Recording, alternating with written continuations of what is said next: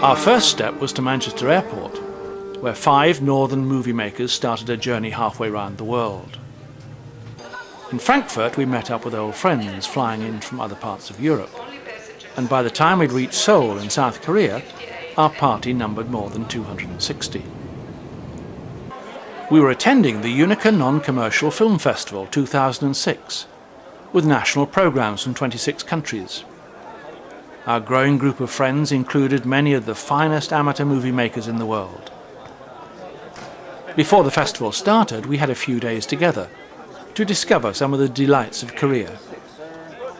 Our coach was bus number 5, hosted by CK, affectionately known as the Crazy Korean. Right, that's right. We're bus number 5. We always be bus number 5. He was ably assisted by 2 student volunteers, Duri and Cho. There is no way that you can candidly observe foreign lifestyles when surrounded by 260 camera-toting tourists, but we enjoyed the special Korean welcome that we received everywhere.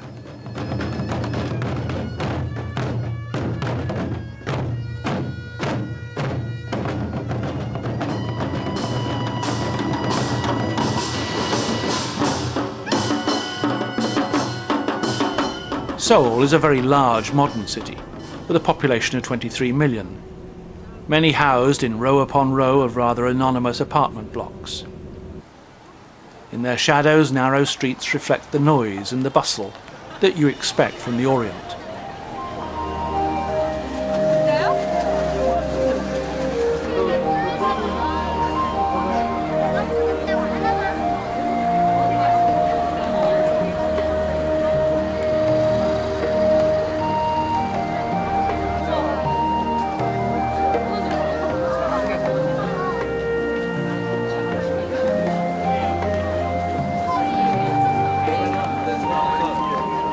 But there is still time and space to maintain the ancient Oriental traditions, such as the tea ceremony, in which peace and the perfection of presentation is an essential part of hospitality and friendship.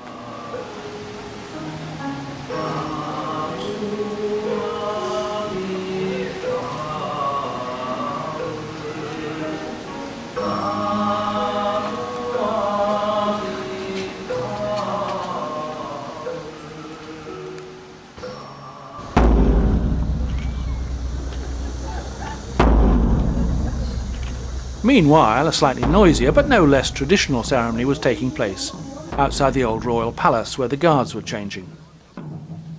It all seemed a very long way from Buckingham Palace and Horse Guards Parade.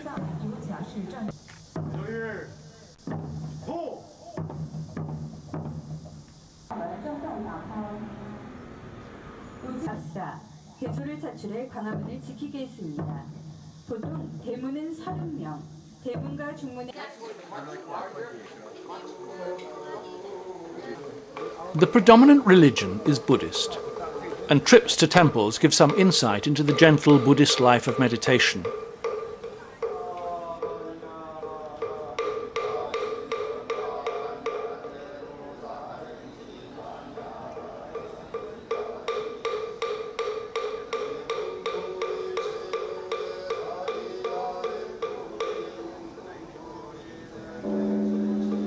At the gateway to all temples stand the statues of 4 guardians, who are greeted with due reverence by worshippers as they enter and leave.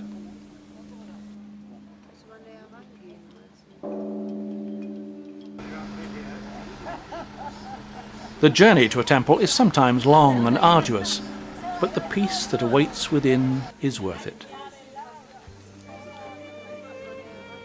The tallest statue of Buddha in Asia is dedicated to the peaceful reunification of North and South Korea.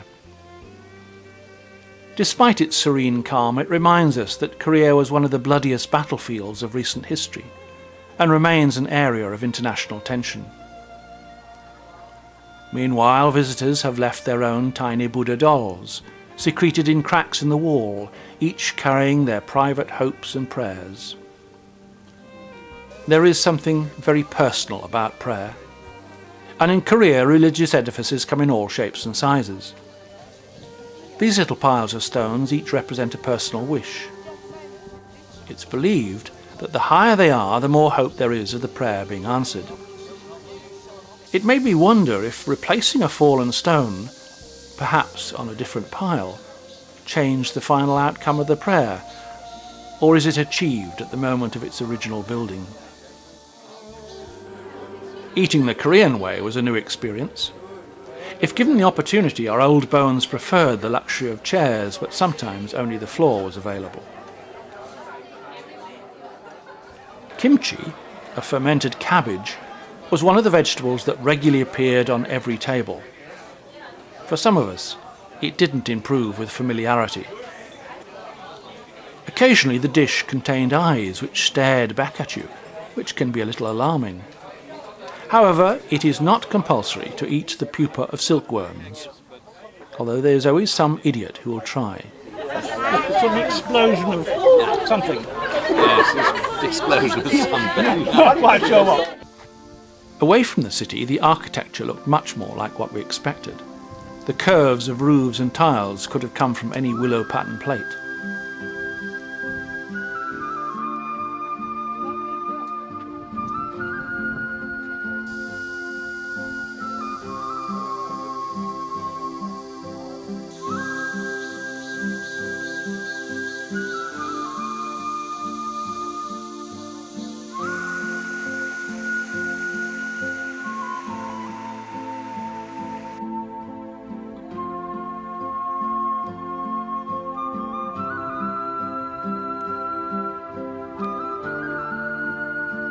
Rice wasn't ready for harvesting, but the seed pods of the flowers in the fields were being picked.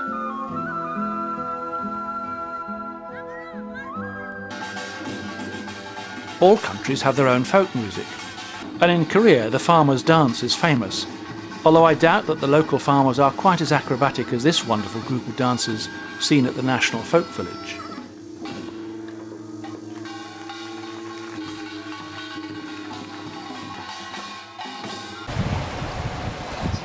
On the island of Jeju, the volcanic rocks formed basalt columns, similar to those found at the Giant's Causeway in Northern Ireland. The water was so clear and pure that the shellfish could be eaten fresh from the sea. CK checked it first to demonstrate its quality, before the usual suspects proved once again that they would eat anything.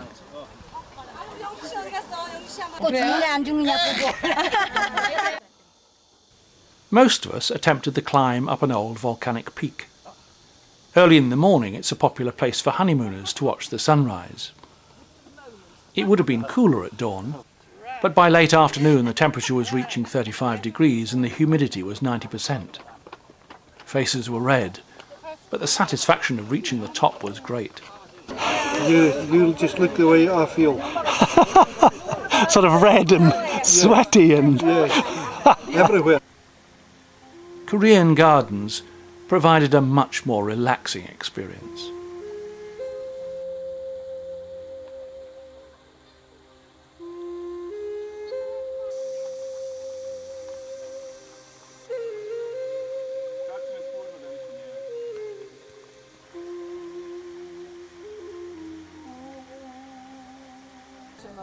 Before we left Jeju, we investigated a strange phenomenon. On a straight stretch of road, the optical appearance is that the tarmac is on a slope. Yet objects placed on the road appear to roll uphill. It was intriguing. No one could believe their eyes. Bottles were rolling everywhere, and so were the cameras. Spirit levels were available to help any investigations, but no one had any simple explanation. The mystery of the Mystery Road remains. Finally, we reached the twin centres of Daeju and Jeonju, where the UNICA festival was to be held. We received a colourful welcome from our Korean hosts.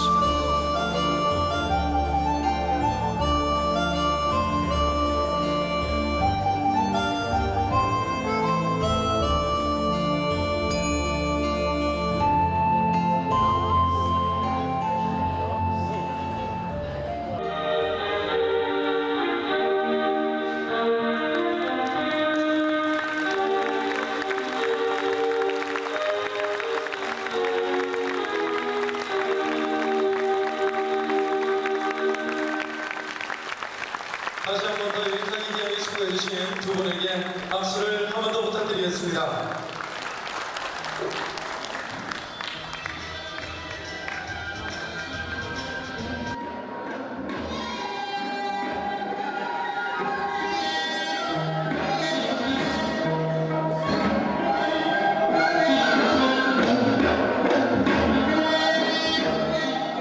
Over the next few days, each nation presented a programme of their own films.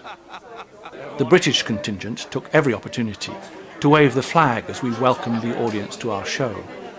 Our videos included Extinction Event by Alan Atkinson. He was a little unsure whether his particular brand of quirky British humour would survive translation, but he needn't have worried.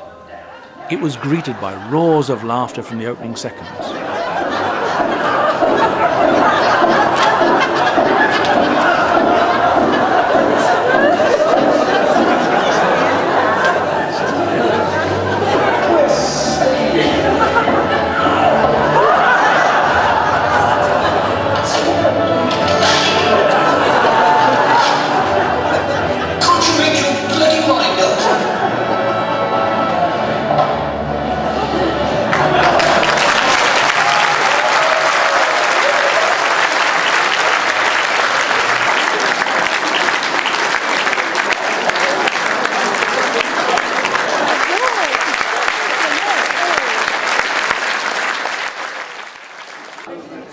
After the show, everyone wanted to congratulate him, and Alan seemed quite overwhelmed by their enthusiasm. However, we had to wait for nearly a week before the judging panel gave their final decisions. Positive comments were forthcoming, each simultaneously translated into various languages, but it all depended on the votes as to whether Alan received one of the much-coveted major awards. Wonderful little things, and the whole script of this film is absolutely crammed with it. It's beautiful. All eyes were on the judges' lights as they considered Extinction Event for a bronze award. It needed a minimum of 5 green lights from the 7 judges to win. The row of green lights showed a resounding approval. The stakes were raised as the judges considered whether it deserved a silver award. For silver medals. Maximum votes again.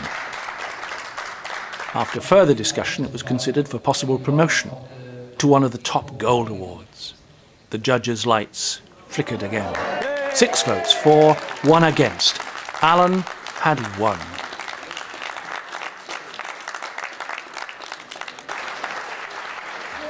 Five gold awards were presented in Korea 2006, and 1 went to a British film. We all shared in pride by proxy. It was a great feeling. But the excitement wasn't over. At the presentations, Alan's name was suddenly called United Kingdom to receive the special award for the best script. Some guests copied the jumping from his film, and everyone clapped in jumping time. The perfect final step in a long journey east, and one of 1,000 happy memories.